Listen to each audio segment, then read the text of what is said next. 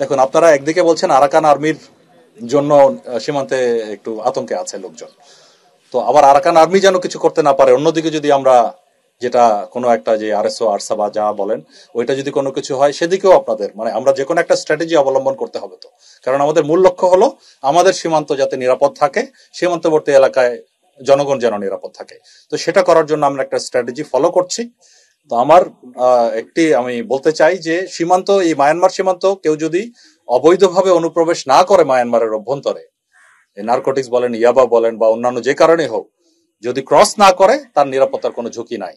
নিরাপত্তার যদি কোনো ঝুঁকি থাকে সেটা সেই নিরাপত্তা দেওয়ার জন্য আমরা বিজিবি তৈরি আছি এবং বিজিবি আমরা we are well equipped for that.